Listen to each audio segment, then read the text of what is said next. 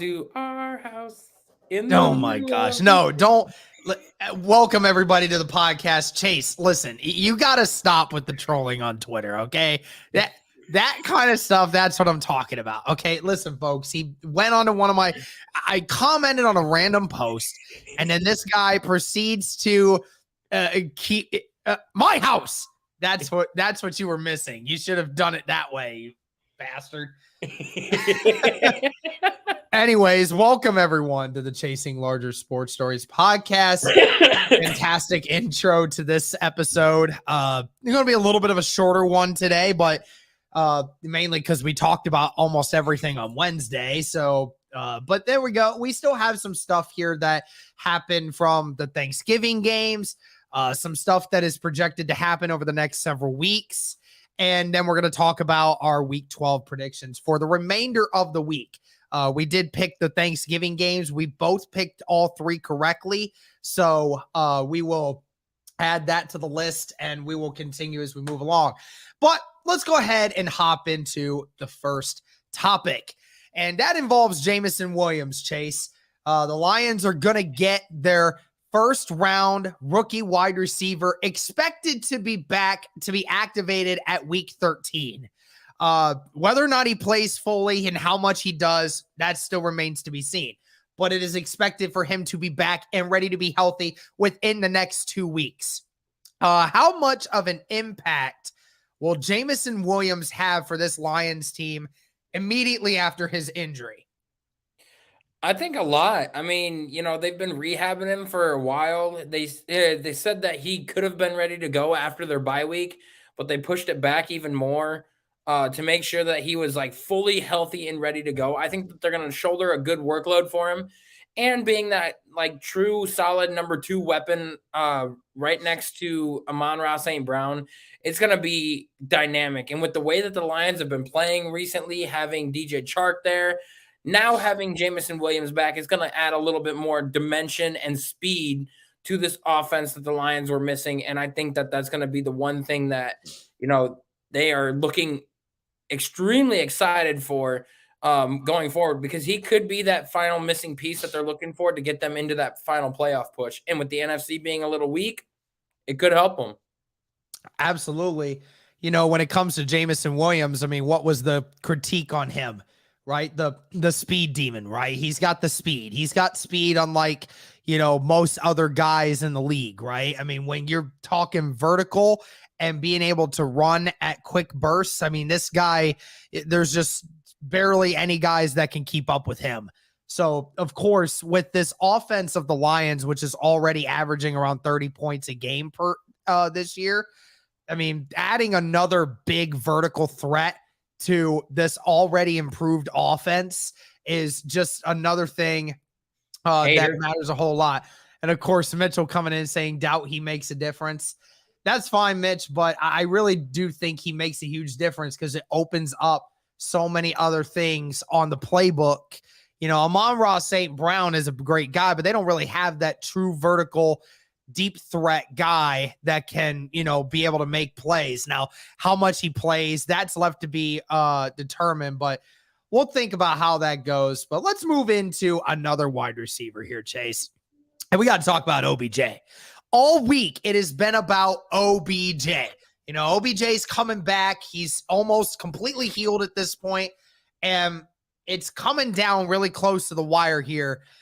He's supposed to have visits with the Cowboys and the Giants this weekend. And he's also supposed to have an interview with the Buffalo Bills later this next week as well. So, I mean, we're talking about this like, it's like the next LeBron James announcement. OBJ, Cowboys, Giants, reunion, or Buffalo Bills? Who do you think he's going to right now? At this point in time, I don't know if he's chasing the money or if he's chasing the ring, because if he's chasing the money, he'll go to the Giants because, it's familiarity. They got the money to pay him. They have no true wide receiver. But if he's looking for a championship, I'd either go to the Cowboys or the Bills, especially the Bills at this point, because you pair him with Stephon Diggs and Gabe Davis, he doesn't have to shoulder the workload of being a true number 1. He can, get open and just make things happen, make plays happen. I mean, pairing him with Josh Allen as his QB, that'll be a dynamic duo with Stephon Diggs and OBJ, and then that'll leave Gabe Davis open too. There's so much in that offense to be explored. And he'll truly help out Dallas too, because they see CeeDee Lamb as the number one option. They still have Michael Gallup. They got a couple others, but I don't think that they really truly have a solid number two weapon. And like I said, OBJ doesn't have to feel like he's gonna be the number one wide receiver going to Dallas either. Like he can just do his own thing and let himself be who he is. If he goes to the Giants, he'll have to be that number one guy. He'll have to shoulder the workload. He'll have to do everything and anything, and the Giants he'll be guarded 24/7, double teamed every single game because the Giants really have no true weapons. So I think his best option is either the Cowboys or the Bills at this point.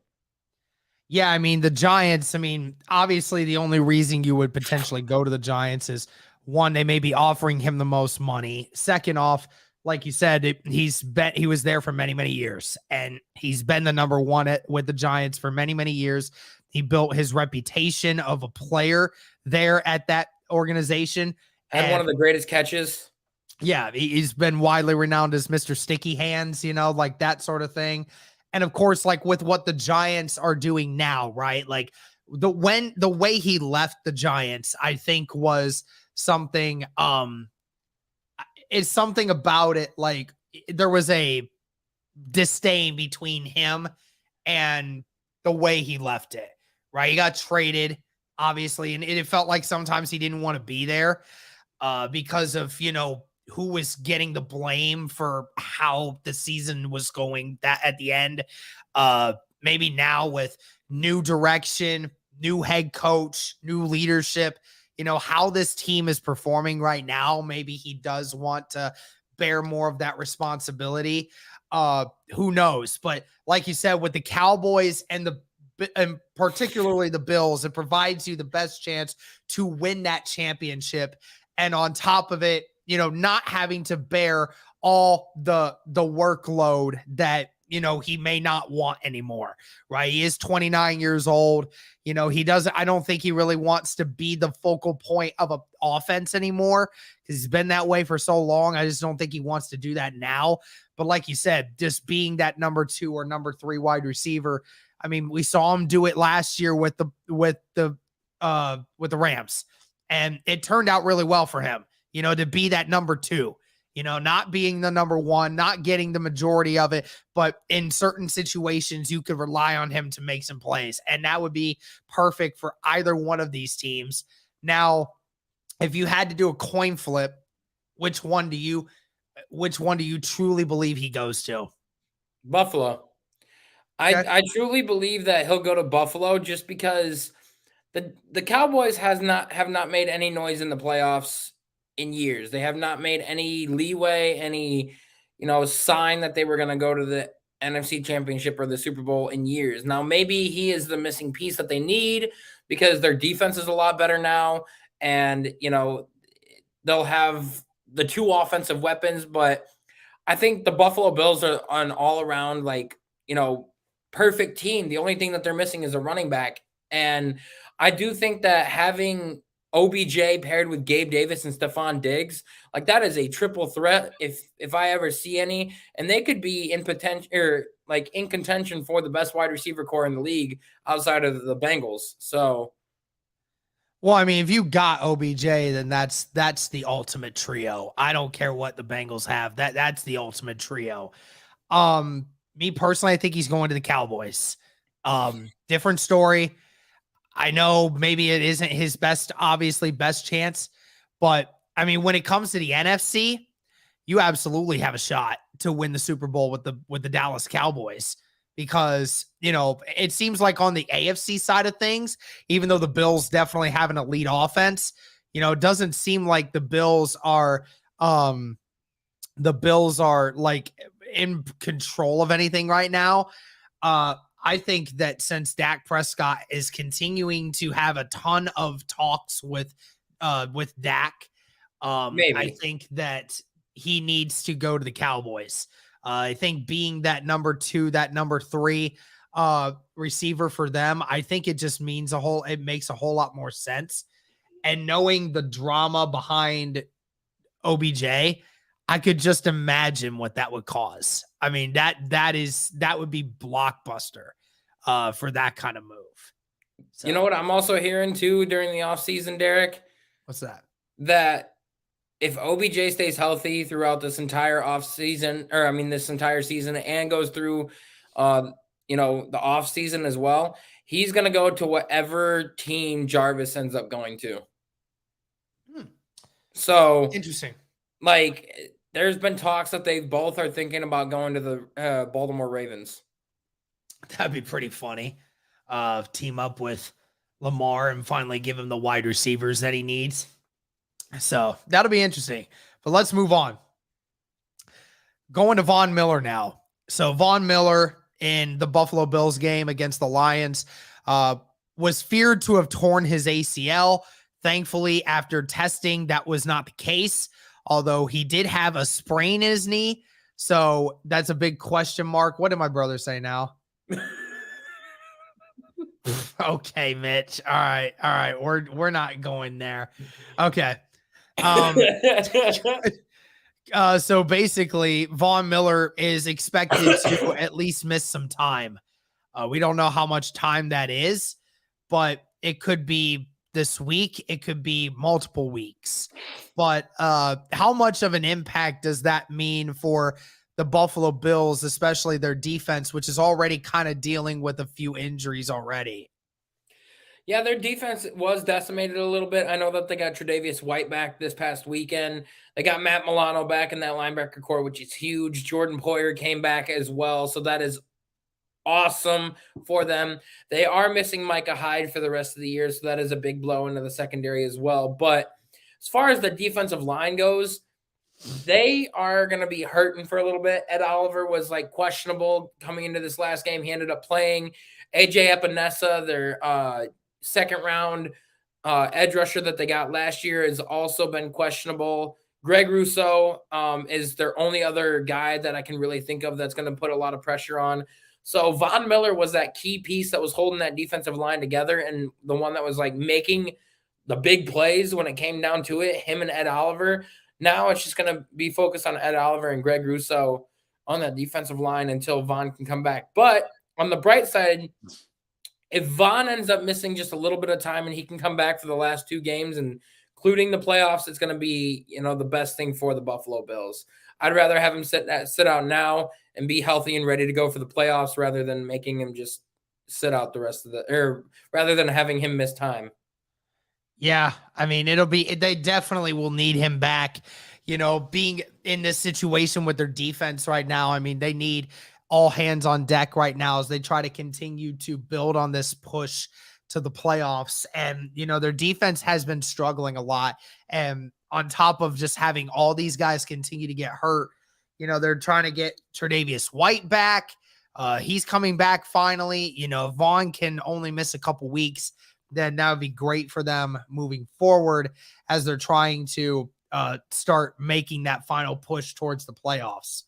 All right, let's go into one more wide receiver here. So Justin Jefferson, again, had another phenomenal game against the New England Patriots, tallying 9 receptions for 155 yards and a touchdown. And he just passed Randy Moss for the most receiving yards through their first 3 seasons in the league ever. Is Justin Jefferson the best wide receiver in the NFL at this moment, Chase? Mitch says no, but I have to disagree. Okay. Please explain. People want to go out and say Tyreek Hill is the best wide receiver in the league at this moment in time just because of how quick he is, the yards that he's been putting up, blah, blah, blah, how well he's been playing, blah, blah, blah. He was doing that with Patrick Mahomes. Like, it's not anything new that we've seen. Like, Justin Jefferson does not have Patrick Mahomes throwing him the ball. He's got Kirk Cousins.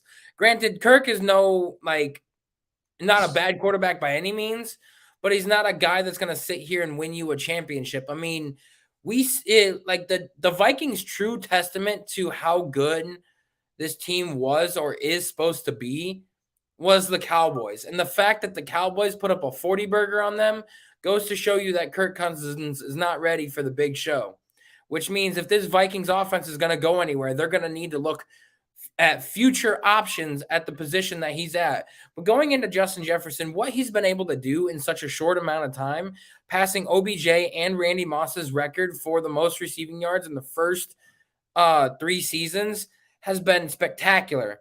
He broke the rookie receiving record. He broke, most like quickest to 2,500 yards and everything. He's done all of this, with the team and the quarterback that he's had, with the turmoil that he's had at quarterback. I mean, head coach, being the staple of that offense, all those spectacular catches that he's made. He has done everything that he needs to do to solidify himself as the top receiver in the league. And I don't really think of anybody else out there otherwise that is better than him. Well, I mean, I will shut up, Mitchell. I don't your empty threats do not concern me. Stephon Diggs. There are 3 receivers in the NFL right now who are the top 3 at this moment in time. And Mitchell and I had this conversation yesterday. It's Justin Jefferson, Stephon Diggs, and Tyreek Hill. The reason why you pick Tyreek Hill is because he's putting up numbers right now that even in Kansas City, he was not doing. Like this season, he has been a workhorse and a half. His numbers have been phenomenal. He's on pace to actually get close to being the all-time leading receiver for yardage in a season. Like, I mean, that's what Tyreek Hill is doing this year. Now, granted, Tyreek is getting, 10 to 12 targets a game at bare minimum. He's getting about 40% of Tua's throwing percentage share to him, right? And that's to be expected. Stephon Diggs, I mean, the difference between Diggs and Justin, as you said, it's one of those situations where Diggs is a phenomenal player, and I would argue is a better route runner than Justin Jefferson, has better footwork than Justin Jefferson. But the problem that you have is and I do question it. And this is a reason why I might want to say Diggs, because every single week, it just seems like Diggs is never out of the conversation. Like his worst game this year was 4 catches for 62 yards. No, it wasn't. Yeah, it was. No, it wasn't. I'm looking at it right now. 4 catches for 62. 4 catches for 48 yards and 1 touchdown versus the Cleveland Browns. Yeah, but he had 1 touchdown though. I count the 1 touchdown being worth more than 14 yards on total yardage. He got the touchdown for a blown coverage that wasn't even guarded by Denzel Ward. Okay, it doesn't matter. It's still 448 and 1 touchdown. I'm talking. It's still 48 yards. It's still like 14 yards less. Okay, but he also got 1 touchdown, which is 7 points. That carries more weight to me. But there were multiple times this year where Justin Jefferson, was held to under 4 catches a game. In the Cowboys game, only had 3 catches for 33 yards. 3 catches against the Lions in the first matchup for 14 yards. And he's only scored a touchdown in 4 games this year. But look at who's throwing him the ball. I mean, I Josh Allen. I understand that when it comes to the offense of the Minnesota Vikings versus the offense of the Buffalo Bills, it is ran a lot different. And I agree that if we asked Justin Jefferson to run some of the things that Stephon Diggs was doing, I guarantee that, it would be a little different. I understand that. But I'm also saying that if we put Stephon Diggs on the Minnesota Vikings right now, I don't think his numbers drop that much. I don't think that his numbers dropped that much. Look, I appreciate everything Jettas is right now. I think Jettas is number 1 or number 2. It just depends on how you rank them. I mean, I just have to think of it in the terms of Diggs. He's got 9 touchdowns on the year. Jettas has 5. So Diggs is more consistent. But I will say who's this: throwing in the ball? I understand that, but again, I'm questioning what it is. It's hard for me because they're both so excellent at what they do. I will give 1A to Jettas and give 1B to Diggs. Like, that's how close it is, because it's right there, nick for nat, depending on what you do. Because I agree with you that if we took Jettas off of the Vikings and put them on the Bills, and we took Diggs and put him on the to Mitch and put him on the Vikings again, Diggs's numbers don't go down that much, but I also think that Jefferson's numbers would explode. That I definitely agree with. I think that there would be a lot more opportunities for him to score in the red zone as well, because remember, the Vikings run the football and the Bills don't. Like, the Bills don't really run the football as much as the Vikings do. So yeah, it's a close one, man. I mean, I got to give props to both of these guys. Both of them are phenomenal. But let's go into another comparison here before we get into our predictions. Mitchell and I were having this debate the other day as well, and we're talking about who is the better tight end. Now, we were talking more about yards after catch arguments, because that could be different. But like, in their prime, right, or like, if you think, Chase, that Travis Kelce is going to go for another 4 seasons after this, because it really doesn't seem like he's slowing down at all. Statistically, this year, I think he might have his best season of his career. Do you think that Travis Kelce is going to end up being a better tight end than what Rob Gronkowski ever was? Yeah. Do you think that Rob in his heyday was the better tight end than Travis Kelce could ever be? Oh, no, I think that Travis Kelce will surpass Rob Gronkowski. I do think so, because right now, like, you've got that conversation of who's better, Rob Gronkowski or Tony Gonzalez. At the end of his career, we are going to have, like, who is better, Tony Gonzalez or Travis Kelce? You're not really going to sit here and compare Rob Gronkowski, because Rob Gronkowski was a physical freak. He's 6'5", 6'6", and like 200 and something pounds. He was 200. I think he was 270 at his heaviest. Yeah, 270, and just a physical monster, out-bodying like everybody. Of course, you're going to get a lot of looks like that. Travis Kelce has more speed. He's more lean. He can run better routes. He can do everything better than what Rob Gronkowski can do, but not outside of blocking. Outside of blocking. Rob Gronkowski is one of the greatest tight ends ever at blocking. Travis, you almost never designate him to block. Yeah, that's the only knock you really have on him. But other than that, like, I'd say in terms of just catching ability, he's better. Because most of the time that you saw Rob Gronkowski, you saw him in the red zone. You saw him get, like, contested catches that Tom Brady was trying to throw up to him. You saw him be that safety blanket that he was looking for, or that Tom was looking for when it comes to that. But I think Travis Kelce is an all-around better tight end other than blocking.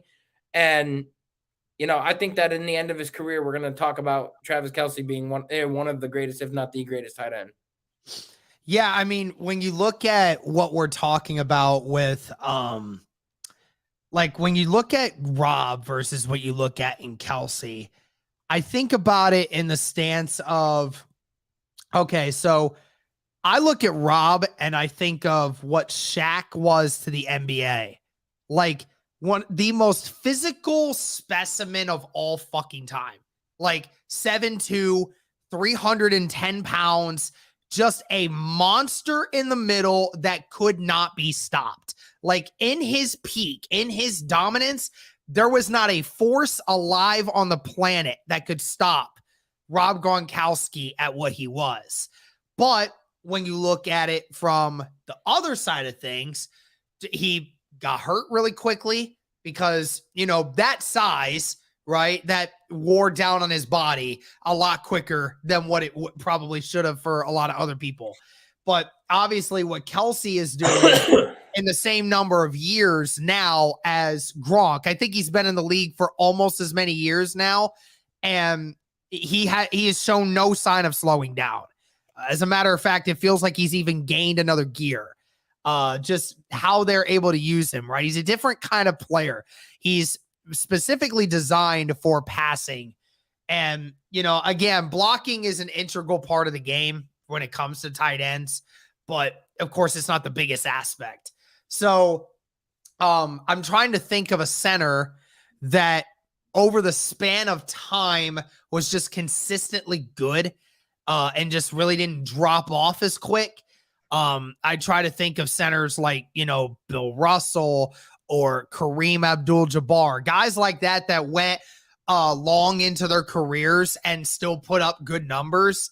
That's how I design Travis Kelce, because they were smaller in ways, maybe not quite as dominant as like what a Shaq was, but as time went along, they were more consistent for a longer period of time. And that was where Travis Kelce finds himself. If Kelce ends up being like what we expect him to be, if he continues to put up the numbers he's putting up right now with Kansas City and the way they use him, it's no question in my mind that, Kelce from a longevity argument side of things, he was a better tight end.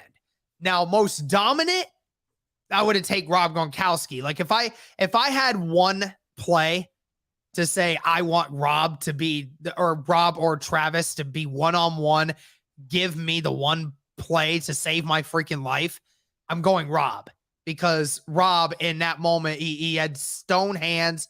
He is not going to drop it. He's going to outmatch anyone that he plays. But like you said, in the longevity of things, you definitely want to have Travis Kelce, because, Kelce is just a completely different player. So Rob Gronkowski has played for, started in 2012, right? Years. Yeah, 12 years. And Travis Kelce's on year number 10, and he's not even done with this year yet. Rob Gronkowski finished his career with 14,000. Wait, no, not 14,000. How many yards? Career. He finished a total career yards of 9,286 yards total for his career. Mm-hmm. And Travis Kelce, for his career right now, has surpassed Rob Gronkowski. Mm-hmm. Yeah, obviously, like the way they've used him has been so much more effective. And, he's been such a great player. Ever since 2016, he has had 2016 on down to this year, he has had 1,000 or more yards every single year. 2013, he had 0 yards. 2014, he had 862. 2015, he had 875.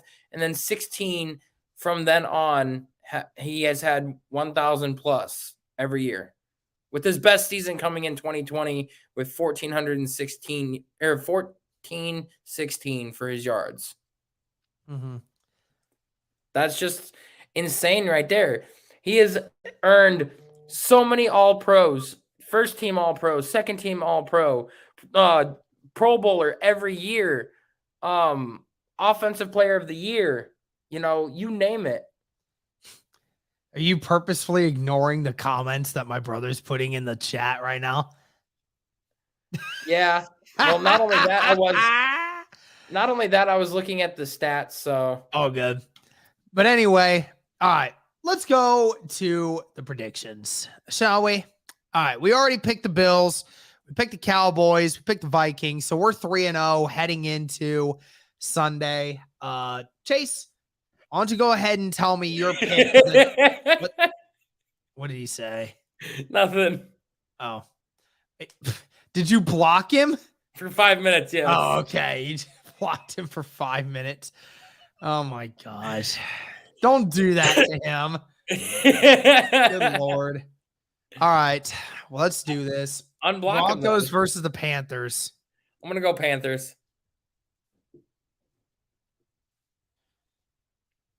What? He's mad at you, bro. He's mad at you Why? because you blocked him for 5 minutes. It's just for 5 minutes. I'm already yelling at him. That's funny. Good Lord. Broncos and Panthers. I don't know, man. Yeah, I'll go Panthers here. Why the heck not? All right. Buccaneers versus the Browns. Cleveland. I'll go Browns too. I think the last time that a team went up against Tampa and they were able to run the ball effectively, I think that they can handle it. So I don't think Tom's gonna get it done. So Ravens versus the Jags. Okay, that one was a shocker. I'm gonna go with the Ravens. I'll go Ravens too. Why the heck not? Texans versus the Dolphins. Give me Houston. No, I'm kidding. Give me the Dolphins. I'm not that stupid. I know better. I think you learned your lesson from the last time that you picked the Texans and it didn't work out for you. I only picked them once. Yeah, and you lost, and I didn't, and I won. So yeah. Bears versus the Jets. Zach Wilson's not starting this week, so that's going to be interesting. Is Justin Fields healthy? Said he's questionable going into Sunday. He had a dislocated shoulder, bro. Even if he plays, he's going to be dealing with some discomfort. Give me the Jets. Yeah, I'm going with the Jets too. I think overall they're a better team right now. And yeah, the Bears without Justin, it'll be a train wreck. Well, you're also rooting for them to lose more so you can get that number 2 Of course, pick. yeah, of course, 100%. The Bengals versus the Titans. Give me the Titans. Okay. Jamar Chase is back this week. Yes, he is. He is back this week, and I'm picking the Bengals because of that. I think that they're going to be able to handle it, even though they don't have Joe Mixon. I think that they will still be able to do the things that they need to do offensively in order to make things work. So I'll go with the Bengals. Falcons versus the Commanders. Give me the Commies.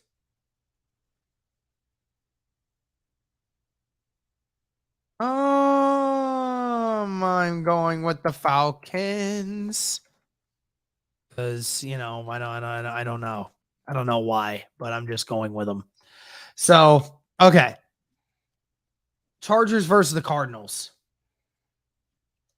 Ooh, they're both bad. Give me the Chargers.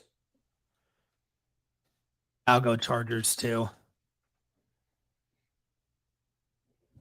And the Raiders versus the Seahawks. Give me the Raiders. No, I don't need the Raiders to win, dude. I need the Seahawks to start winning. But I'm gonna take the Seahawks. You said They're you at need home. the Seahawks to start winning? We need the Seahawks to keep winning. Why? And we need the Raiders to keep losing. Rams versus the Chiefs. Oh, Chiefs. Yeah, especially since I think Matt Stafford's not even playing. So yeah. The Saints versus the 49ers. 49ers. Okay. Yeah, I'm gonna go 49ers as well. Okay. And the Packers versus the Eagles. Give me the Packers. Really? Yeah. I mean, after seeing the Eagles almost lose to the Indianapolis Colts this last week, I think that the chemistry with Christian Watson and Romeo Dobbs is great. And I think that the Packers defense is going to be a little much for Jalen Hurts. Give me the Packers. All right, I'm going Eagles. Steelers versus the Colts on Monday Night Football. Oh.